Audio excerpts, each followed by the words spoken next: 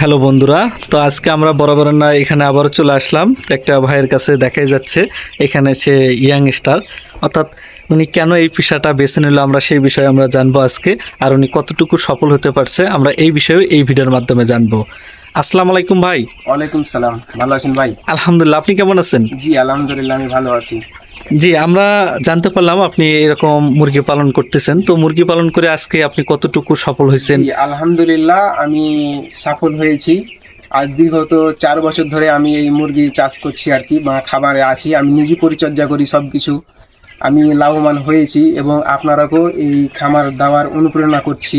আপনারা যদি এই খামার দেন তো অবশ্যই আপনারা লাভবান হবেন এবং আপনারা সব কিছু বুঝে শুনে দিবেন, বা ভালো এই জিনিসটা দেওয়া অনেক ভালো, এবং ডাক্তারের পরামর্শ নেবেন। সব কিছু এভাবে যদি করেন তো অবশ্যই আপনারা লাভবান হবেন।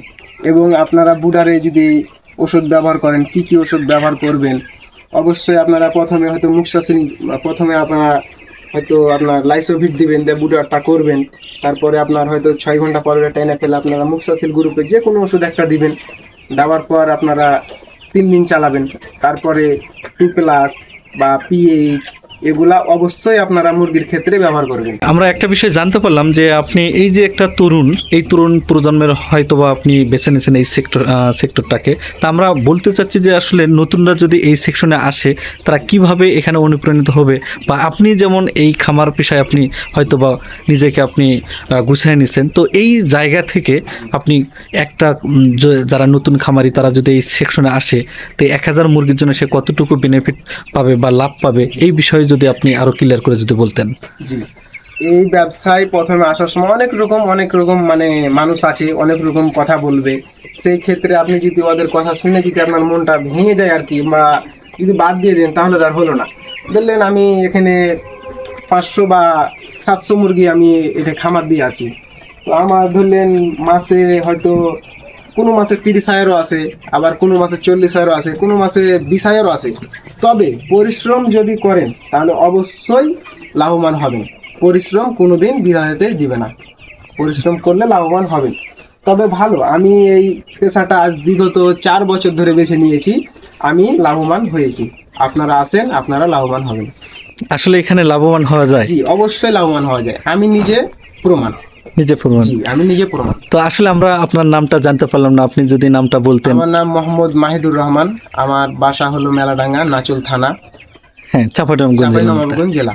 ও আচ্ছা, খুব ভালো লাগলো। তো এখন এই সেকশনগুলো হয়তো বা দেখা যাচ্ছে নতুনরা কোনো কিছু জানতে পারে না, বা তারা প্রথমেই এসে ডিসিশন নেয় যে আসলে আমি কিভাবে এটা করব। তো সেই বিষয়ে আসলে কার স্বর্ণপন্ন হবে বা কিভাবে জানবে, এই বিষয়টা যদি আপনি ক্লিয়ার করে বলতেন। সেই ক্ষেত্রে আপনার ডাক্তারের পরামর্শটা বেশি নিলে বেশি ভালো হয় আর কি। মানে জি জি। যে কোনো জিনিসে মানুষের হয়তো কে বললো, খামারেরা বললো তুমি এই ওষুধটা দিলে মানে ভালো হবে, বা ডিলাররা বললো এই ওষুধটা দিলে ভালো হবে, তার চাইতে বেটার হবে আমি যেটা মনে করি, একটা ডাক্তার এনে ট্রিটমেন্ট করার পর ওষুধটা যদি খাওয়ান তো অবশ্যই আপনি ভালো রেজাল্ট পাবেন। মানে এটা থেকে আপনি এটা বোঝাতে চাচ্ছেন যারা নতুন তারা এই সেকশনে আসলে অবশ্যই তারা অভিজ্ঞ অভিজ্ঞ লোক বা অভিজ্ঞ ডাক্তারের পরামর্শ নিয়ে এই সেকশনে আগাতে হবে।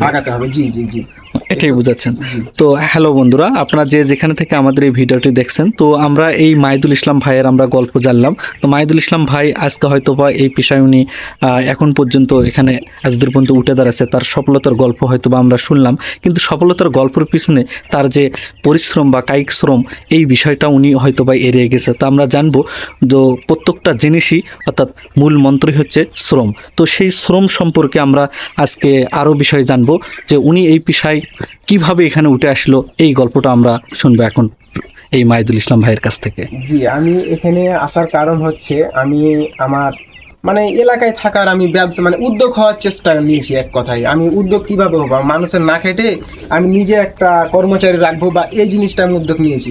তবে প্রথমে সব মেলায় কথা বলেছিল কি না এটাতে লাভবান হবে না, বা কেউ যার যার খামার আছে ওরাকে পুচ করেছিলাম, কেউ আমাকে খামার দিতে বলেনি আর কি।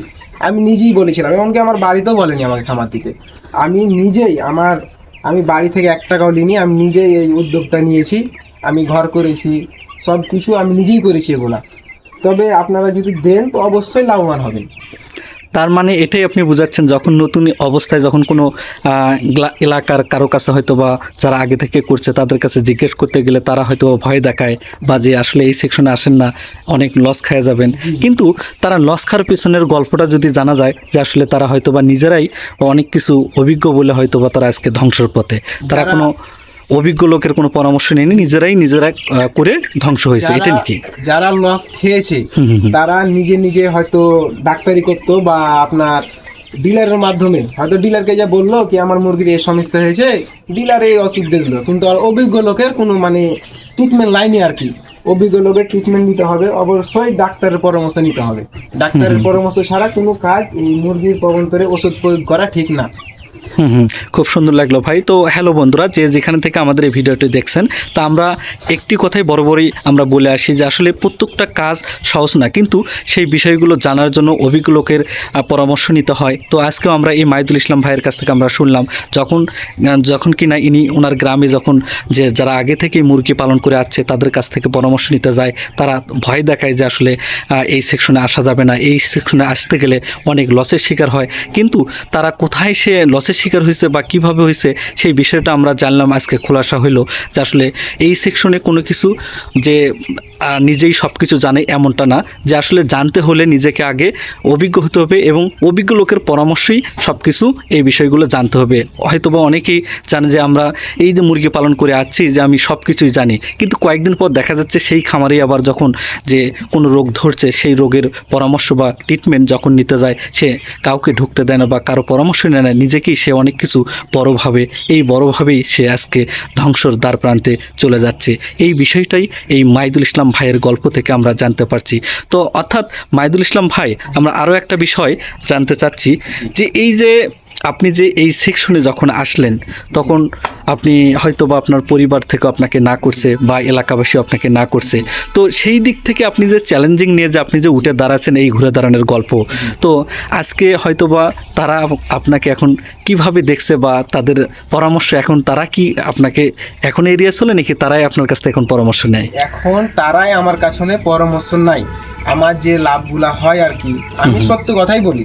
যেমন আমার এই ব্যাচে আমার লাভ হয়েছিল আপনার 25,000 টাকা। এই ব্যাচে যে ব্যাচ আছে এই ব্যাচের আগা হয়েছে 25,000 টাকা লাভ হয়েছে, মানে 1000 মুরগিতে? আমার মুরগি ছিল 480 পিস মুরগিতে, আমি 25,000 টাকা লাভবান হয়েছি আমি। কিন্তু আমরা সেই সময় যে গল্প শুনছিলাম হয়তো বা যে আসলে যে বর্তমান যে মুরগির বাজার দাম নাই, তাতে লাভ হয় না, লসের শিকার হচ্ছে, তারা কিভাবে এটা বলে? তারা মুরগিকে পরিশ্রম দেয় না আর কি। মুরগি এই ব্রয়লার মুরগির জন্য যত পরিশ্রম দিবে তত আপনি লাভবান হবেন। মানে ম্যানেজমেন্ট সিস্টেমটা ভালো রাখতে হবে। ম্যানেজমেন্ট সিস্টেম ভালো রাখতে হবে। আপনার পানির বা আদার যে খাদ্যগুলা বা লিটার সব কিছু ম্যানেজমেন্ট ভালো রাখতে হবে। এই তারপরে আপনার ধরলেন আপনি সকালে পানি দিলেন, দুপুরের আগে আর খামারে আইলেন না, এটা কিন্তু এইভাবে আপনি জীবনেও লাভবান হবেন না। আপনি অবশ্যই আধা ঘন্টা না পারলে 1 ঘন্টা পর পর এসে আপনি মুরগিগুলাকে একবার নাড়িয়ে দিবেন। মুরগিগুলা হাত পা নাড়বে, তাতে আপনার প্যারালাইজ হওয়ার সম্ভাবনা একবারই কম থাকবে। এই কারণে বলছি আপনারা পরিশ্রম করবেন, পরিশ্রম করলে আপনি অবশ্যই লাভবান হবেন এই পোলট্রি সেক্টরে। খুবই সুন্দর একটা কথা বলছেন আপনি, যে আসলে অনেকে যখন এই সেকশনে যখন আসে তারা হয়তো বা দেখা যাচ্ছে কি মুরগি আছে তা আছেই, কিন্তু দেখাশোনা ঠিকভাবে করে না, বা দেখাশোনা করলেও ঠিকভাবে যে অবজার্ভ করবে এই বিষয়টা তারা রাখে না, যে আসলে কয়টা পাত্র লাগবে, কয়টা পানির পাত্র লাগবে, বা লিটারগুলো কীভাবে উল্টাপাল্টা দিতে হবে, বা সেই লিটারগুলো যেন সেখান থেকে দুর্গন্ধ না ছড়ায়, এই বিষয়টাও তারা হয়তো বা অবগত রাখে না। এটাই আপনি বোঝাতে চাচ্ছেন। তো ধন্যবাদ মাইদুল ইসলাম ভাই, আমরা খুব সুন্দর একটা কথা শুনলাম আপনার কাছ থেকে। তো আমার ভিডিওটা হয়তো বা যারা দেখছেন বিভিন্ন জায়গা থেকে তাদের উদ্দেশ্যে বলছি যে আসলে প্রত্যেকটা জিনিস করতে গেলে তার যে শ্রম বা কায়িক শ্রম এই জিনিসটা করতে হবে। তো আজকের এই যে ভিডিওর মাধ্যমে আমরা জানতে পারলাম যে এই লিটার ব্যবস্থাপনা বা ম্যানেজমেন্ট সিস্টেম আপনি যদি ভালো না রাখতে পারেন তাহলে হয়তো বা আপনার খামারে বারবার রোগের সম্মুখীন আপনি দেখতে পাবেন, বা আপনি এই প্রতিরোধে হয়তো বা নিজেকে হয়তো বা যে টাকা আছে সেই টাকা হয়তো বা পুঁজিপাতি সহ নিয়ে আপনি হয়তো বা উদাও হতে হবে। তো এই সেকশনে আসতে হলে নিজেকে জানতে হবে, অভিজ্ঞ লোকের পরামর্শ নিতে হবে এবং লিটার ব্যবস্থাপনা বা ম্যানেজমেন্ট সিস্টেম ভালোভাবে টেক কেয়ার করতে হবে, তবেই আপনি সফলতার মুখ দেখতে পারবেন, নচেত নহে।